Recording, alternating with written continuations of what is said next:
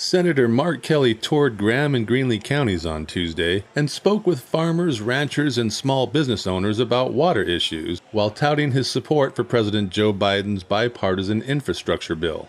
The Gila Herald caught up with Senator Kelly during his lunch stop at the Taylor Freeze in Safford. It's great to be here in Safford at Taylor Freeze, this fine establishment. We're about to have lunch, but I was out here talking to some ranchers and farmers.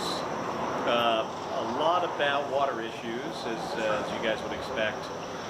This drought we've been suffering from, over 10 years now. Probably the worst drought in the history of Arizona, and gotten a little better here over the last month or so. But that's just weather. We've got a climate crisis with water in our state.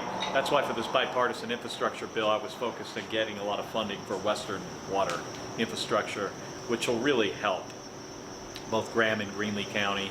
It'll help Safford, it'll help farmers and ranchers out in this area. Also met with some local elected leaders talking about issues affecting communities here in the area. We've got to come up with a plan for the future. We've got to ensure our water future, because it's the future of the state and our economy. So my office, we're looking at some solutions to this. Ultimately we've got to get to the from the drought contingency plan to the Colorado River guidelines here in six years. Lake Mead is at historically low levels. It's at 1,068 feet above sea level right now. Full for Lake Mead is in about the 1290 range, so it's really low. We need drought resiliency, water resiliency. One thing we can do, this is why I was focused on this in this bipartisan infrastructure bill, is water storage and water conservation. We've got to be able to do more with the water we have, and then we won't get into situations where we've got to worry about urban areas potentially taking water away from rural areas. I mean, I'm out here right now, to learn from ranchers and farmers specifically about water issues that they're dealing with. Whether it's water coming off of the Gila River or their ability to pump groundwater when they need it, issues with the forest and what that means to how the area is able to retain water. So this is a serious issue. And when we get to January and have to start cutting back on what we get off the Colorado River, we've got to start working towards some long-term solutions. Desalinization is one of those solutions. We could potentially benefit from that. There's other things we can look at as well, but if you're a rancher or farmer, I want to make sure that the water future for those ranching and farming families is secure. I think ultimately water and energy, there are engineering solutions out there. I'm an engineer. I was sort of an engineer at NASA when I was flying the space shuttle and in the Navy as a test pilot. There are engineering solutions that get us through this.